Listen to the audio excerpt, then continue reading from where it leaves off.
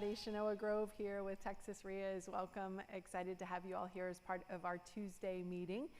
Every Tuesday we get together in Austin, Houston, Dallas, or San Antonio to meet with the members of our Real Estate Investor Association and talk about real estate, talk about different trends, do market updates, talk about and share tribal knowledge, best practices in real estate, and all the things that you really need to know in order to be successful as a real estate investor. So I'll tell you a little bit about me. I've been investing since 2003.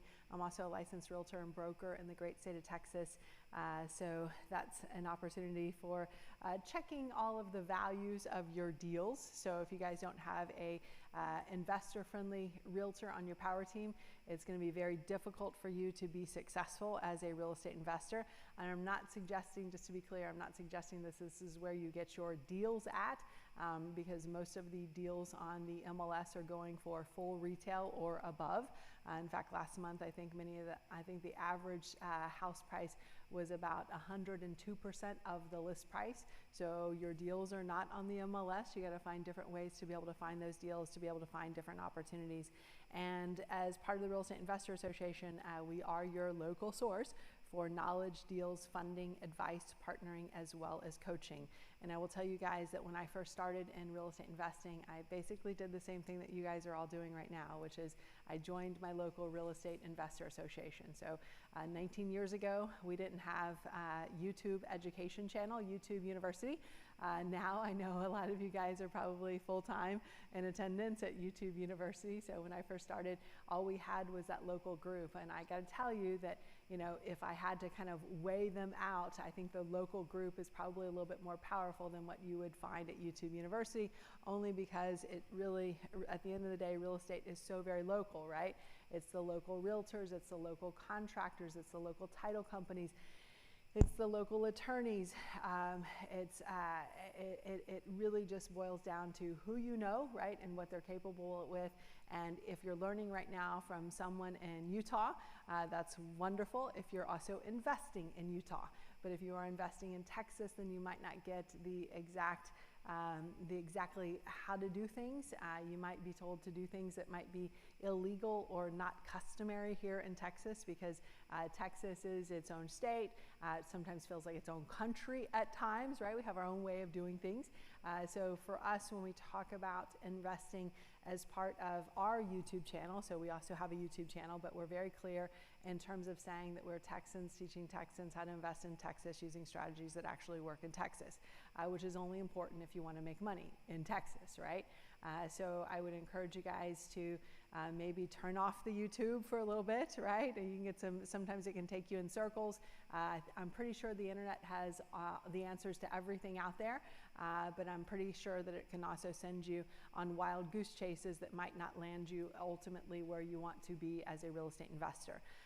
So when I first joined my local Real Estate Investor Association, that was where I got my first deal. That was where I got my first funding. That was where I got my first coaching. That's where I got my first tribal knowledge. That's where I found out which attorneys to use, which realtors to use. At the time I was not licensed, which contractors to use, right? And that's one of the benefits of being local and having that access to people who are doing it in the same markets that you're doing it in. So I'm glad you guys are all here. You're learning from people who have not only been able to survive, but really been able to thrive no matter what the market has thrown at us. And luckily for the last 3, 4, 5, gosh, it's actually, we've been in the up part of the market cycle for over 10 years now.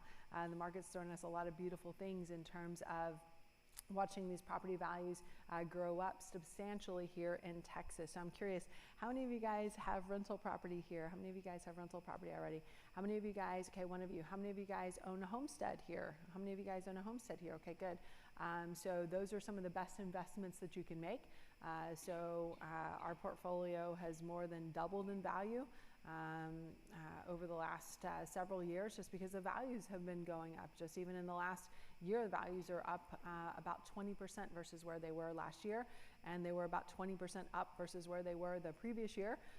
And before that, we were kind of in a normal phase of the market where we were seeing values up in the typical 3 to 6% range. So the last 2 years, we've really blown it out.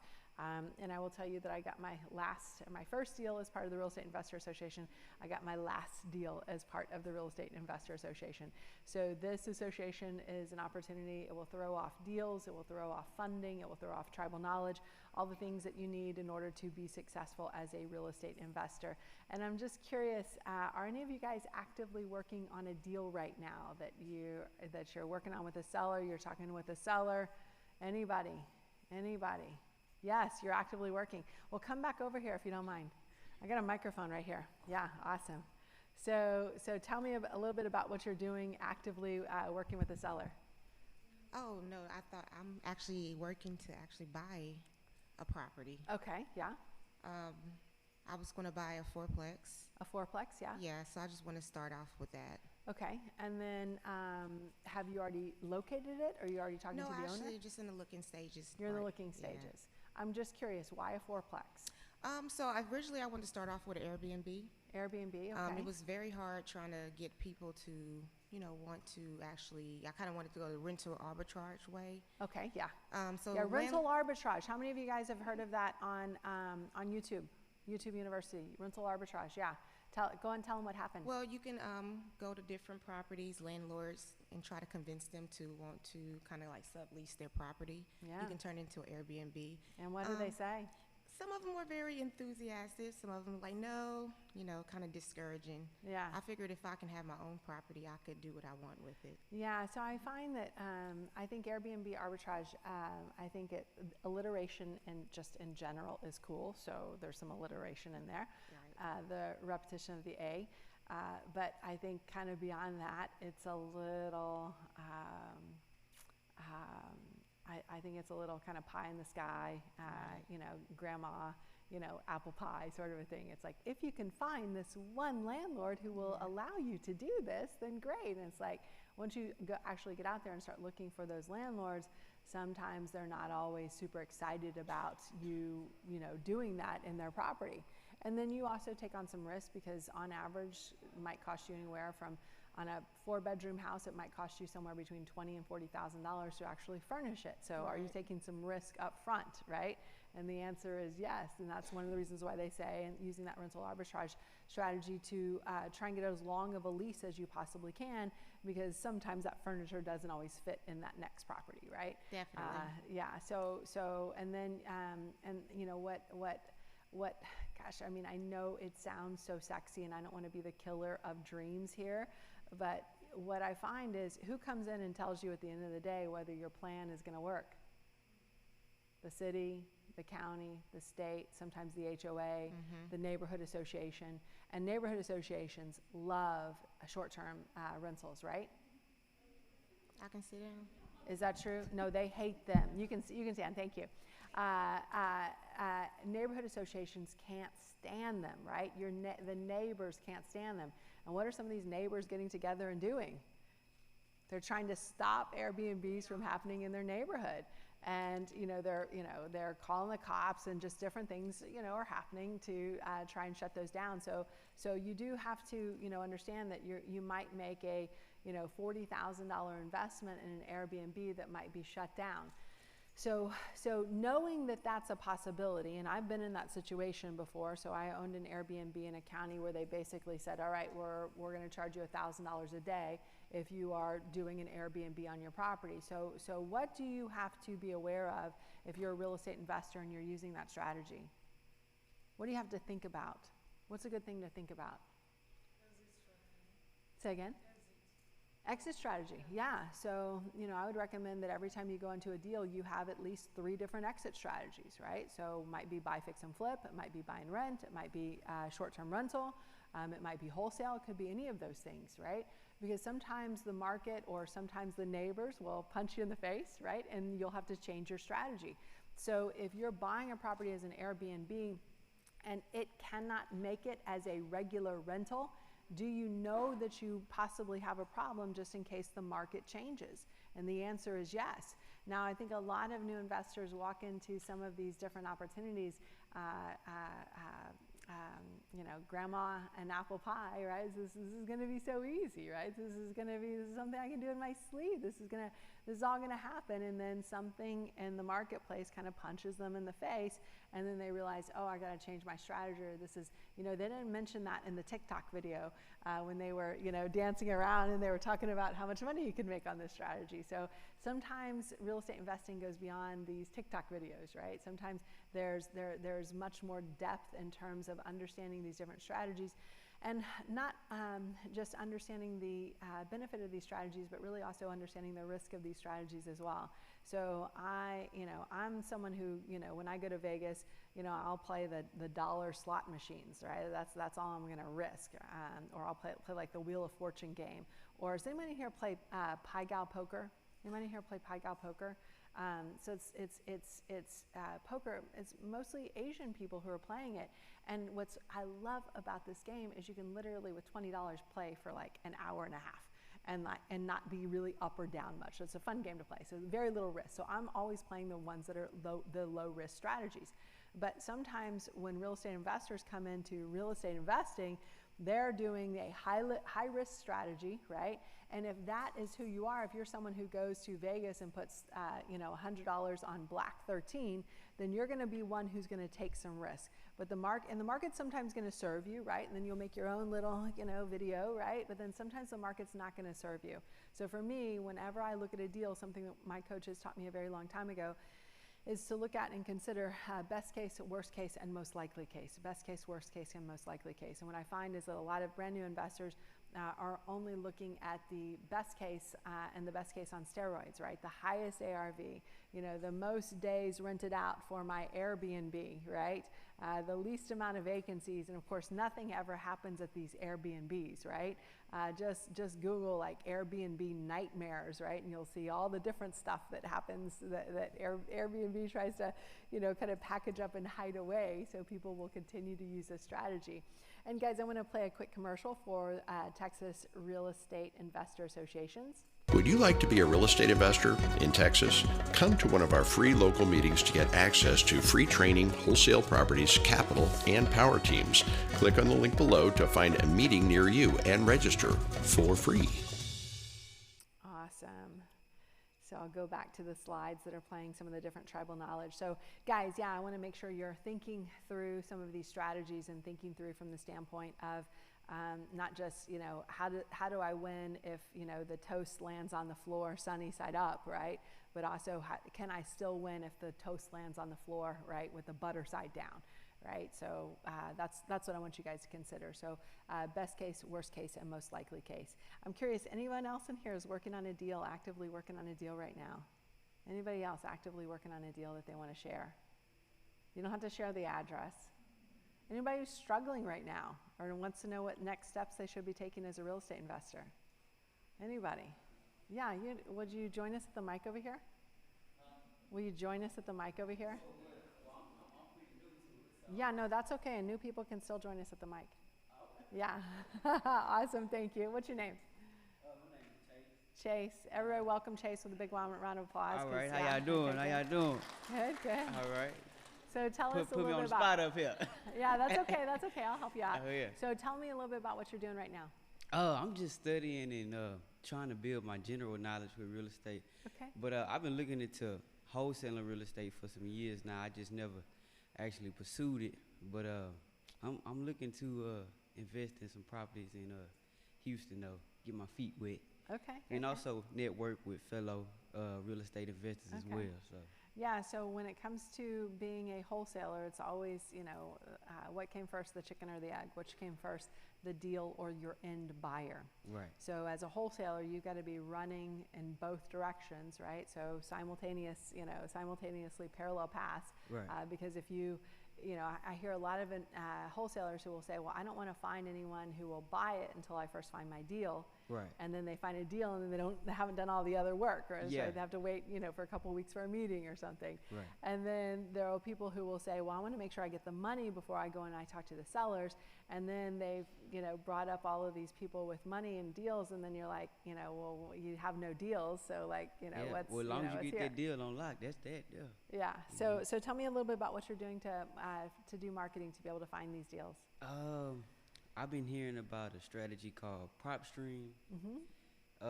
Also, of course, Zillow and Realtor.com. Okay, Zillow and Realtor.com. I wouldn't do anything with those.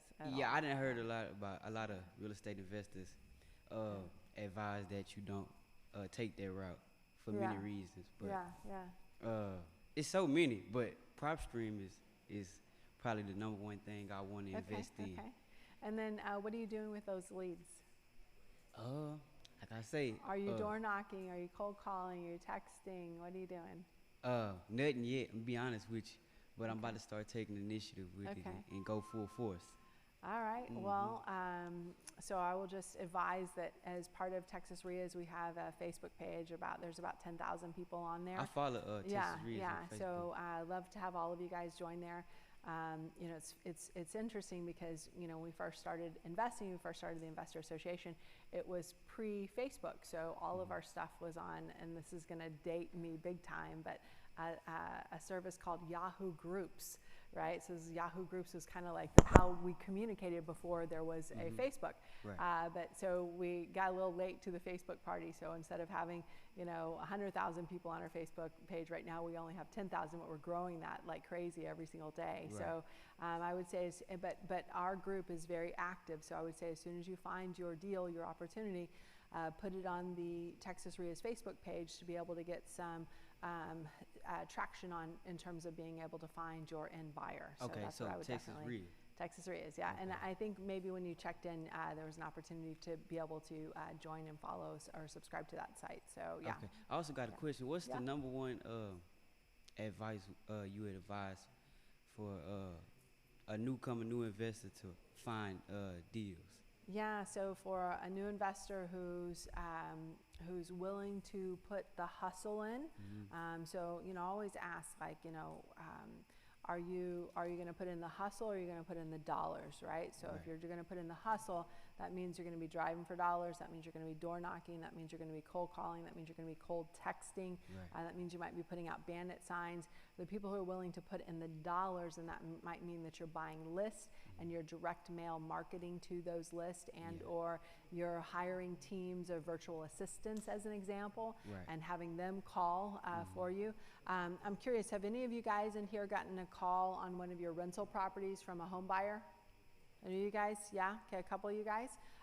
So when that person calls you, do you know it's a virtual assistant from another country that's calling, or can you tell whether or not it is a real buyer who's calling? Can you tell the difference? Yeah. I almost always can. So, the thing is, just like when you call your bank and you get sent to another country and they're like, yes, we can help you. And it's like, I don't know if you actually can.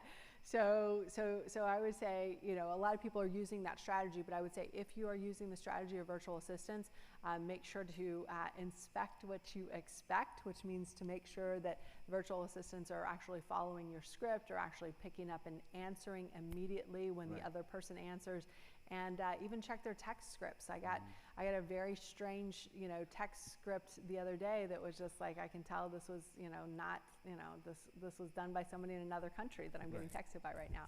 So I would say for each and every one of you, it depends on what your background is. So, if you're putting the hustle into your business, then you're going to be doing the boots on the ground efforts, right? And if you're putting the money into the business because you are working a full-time job, 40, 50, 60 hours a week, then you're going to be throwing money at the marketing opportunity. So those are probably some of the places that I would start.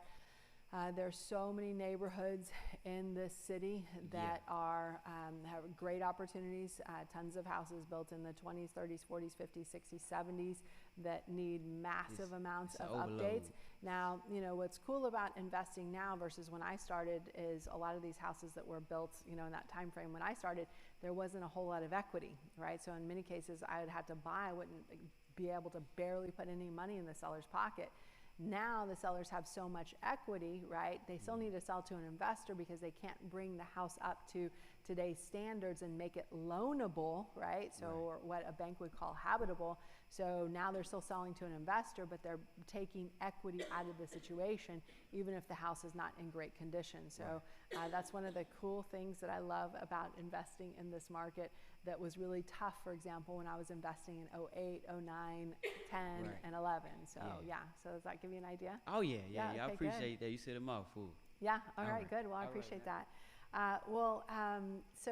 We also, guys, have a show that we feature called Houses Flipping People. I'm just curious, by raise of hands, have any of you guys seen that show yet? Any of you guys seen that show? Okay, a couple of you guys. Did you see the host right outside the door, Olivia? Did you see the Houses Flipping People van maybe when you drove in? Yeah, so we have Olivia here. She's the host. And she's actually going to come up and talk to us in the next couple of minutes just about that show. So what we started to do when it comes to Houses Flipping People is we started to profile many of the members of Texas REIAs. So the story of Texas REIAs is the story of its members. The story of Houses Flipping People is the story of the Texas REIAs members. So basically what we do is we reach out to members of Texas REIAs who have been successful, who are actively doing deals and who are killing it. In fact, we've got several pictures here of some of the members of Texas REIAs who have been part of the association and have really changed their lives. So I would love to have you guys all subscribe to Texas REIAs just to get to know us a little bit more. And maybe at some point one of you guys could be featured as part of Texas REIAs. And guys, I think I see Olivia here, so I want to give her a warm welcome, guys, as she walks up. Yeah, awesome. And she's actually going to come up next to me, and we'll see if I can change the screen a little bit to see if I can get. Let's see if this will work. Let me try one other button. Is that going to do it? Oh, yeah, no, there we are right there. Yeah, so, and then I just want to make sure you guys know where to join us as well. Go ahead and introduce yourself, Olivia. Hi, guys, I'm Olivia. I'm a full-time investor, and I love to hear everyone's story. And that's why we start off Houses Flipping People. I go all around Texas, interviewing members of Texas REIA, how much has real estate has transformed their lives, and how much have even transformed my lives. So I love to have you guys feature on Houses Flipping People, and great to have you guys here today. Yeah, and I'll play our commercial for Houses Flipping People as well. So let me get that queued up here. And here we go. Houses Flipping People is sponsored by Texas REIAs, the largest network of real estate investor associations in Texas. If you have even the slightest interest in investing in real estate, come to one of our local free meetings to learn how. Click on the link below. And what's cool about this, guys, is most real estate investor shows that you see on HGTV, for example, their focus is primarily on the transformation of the house. As part of Houses Flipping People, the transformation is really on how the person changed as they became a real estate investor. So some of our most popular episodes include Flavia. So she was a baker until March of 2020, and her whole business shut down. So she didn't have a choice, and she started investing in real estate. She's since flipped over 15 houses. Jeff, right below Flavia, Fortune 500 executive who was doing really well in corporate America, but wanted to get out of corporate America. Is anybody else in that same boat right now? Yes, okay, I see some people are like, yes, me, pick me, now's good, yeah, now's good. Mike and Vanessa, they're contractors. They actually worked on several projects for us before they started building on their own. And the first flip that Phil, my husband, and I hired them for was about a $90,000 project, right? The last flip that they did, they actually made over $2 million in profit on it. So kind of that's their progression as real estate investors. Rosie and Roger, they're both realtors. So they started on the realtor side of the HUD, or the settlement disclosure document. And then they said, man, we know a lot of real estate investors who are doing really well, and we'd like to make money on that side as well. So now they're making money on both sides. At the bottom, you see Chris. She was a therapist before she became a builder and started doing real estate full time. So there are a lot of people who move out of real estate investing and into, or move out of different jobs, all different sorts of jobs, and move into real estate investing. And I want you guys to know that the field is wide open. So I came from a corporate finance and planning background before I started investing in real estate. If I were to give you the rest of the story, I'm actually a fourth generation real estate investor. So my great grandparents owned about 48 properties. My grandparents owned a couple of dozens of properties throughout their life. My parents still own well over a dozen doors to this day. They started investing in the 90s, and when I went to school, I was like, oh no, I'm going to go to school. I'm going to get a good education. I'm going to make my money in corporate America. And then I was watching how my mom, my parents were growing in their income and growing in their wealth, and it wasn't because of what they were doing in their corporate America job. It was really what they were doing in terms of real estate. And there's a lot of opportunity for all of you guys out there to build your income, build your wealth as a part of real estate. And for me, when I first started investing, I was a little slow at it, meaning I was not ready to quit my full-time job. How many of you are ready to like jump ship today? Just curious. Okay, couple of you guys. How many of you guys want to kind of slowly build that bridge but you see that in your future? Okay, yeah. So for me, I was probably in my corporate America job for about 4 months after I started to invest in real estate, before my corporate America job started to cost me money for missed opportunities in real estate and real estate investing. So once you start seeing the money coming in, I would advise write that resignation letter as soon as you get that first check in. Some people want to get the first check in and just kind of create a little regular income stream before they leave corporate America. Some people get that first check and say, all right, I can see where I can do this, and now I want to put all of my efforts into real estate and into real estate investing. So we've got different plans for all of you guys, depending on where you are and where you want to go and how quickly you want to get there. For my husband, you guys will meet him in the next couple of minutes. He lost his job in corporate America, and he just basically said, I don't want to have to update my resume. I don't want to have to go back. So he studied a lot of different industries to get in. He picked real estate, and for the last almost 2 decades, we have been full-time real estate investors and have not had to update our resume since then. At this point, our resumes are in some version of DOS that even the techiest of the techie people in this room could not resurrect, nor would I want you to, because I love what I do as a real estate investor, and I don't want to ever have to go back to work for anyone else. So to that end, we got really creative and used a lot of our corporate America background to be able to design different strategies that allowed us to make money every time the phone rang. Because what we realized is that if we stopped doing what we were doing, if we were only focused on one strategy, then we could not make money every single time the phone rang. And for us, that was a missed opportunity. So if you guys are hanging up the phone after someone talks to you, if you guys are not connecting with someone, then effectively you've just taken, somewhere between a $100 bill and a $500 bill, which is about roughly what it takes to generate a lead, and you've just burned that lead because you did not have enough strategies.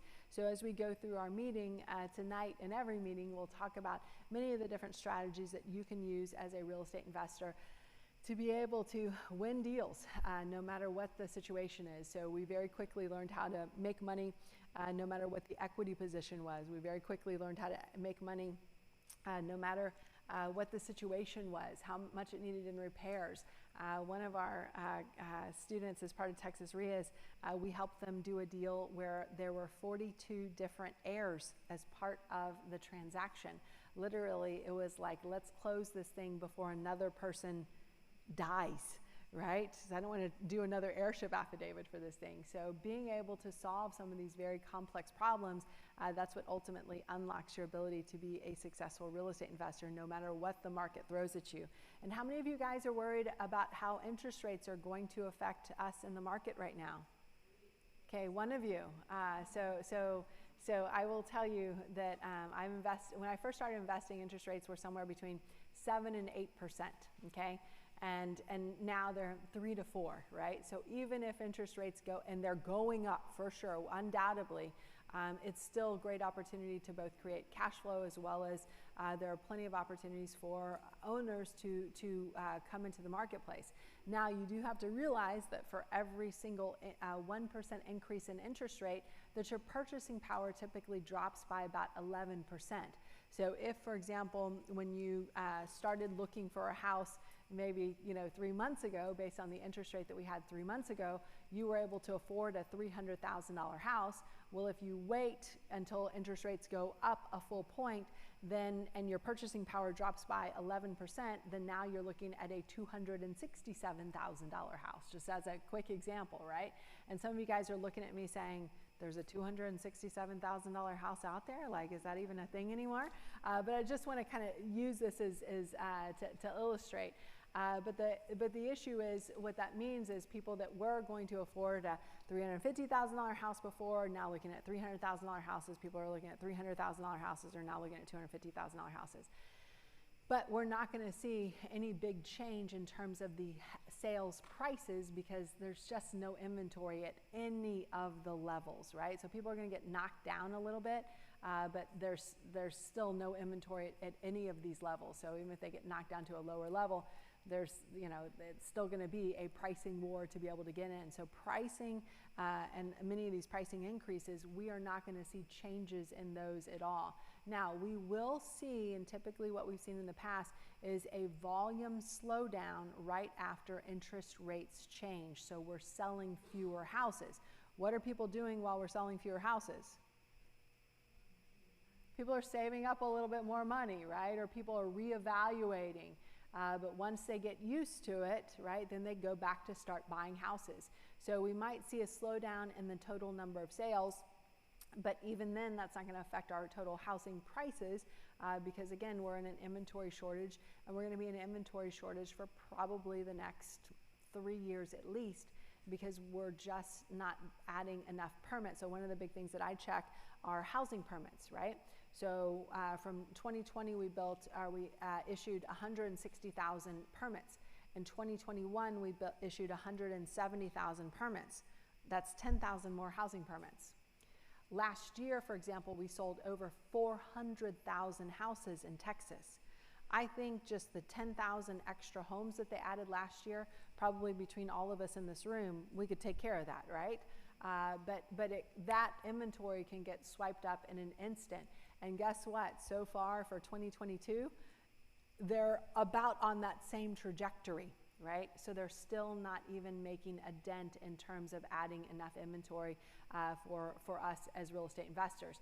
And when ultimately price depends on what? Supply and demand.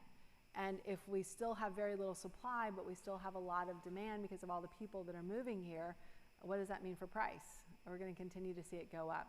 Now, I don't know that it's going to continue to go up at a 20% rate. So far in 2022, that's what it looks like. I don't know that we'll continue to see that in 2023 or 2024. It also depends on wage growth and what different companies are going to be moving here to Texas.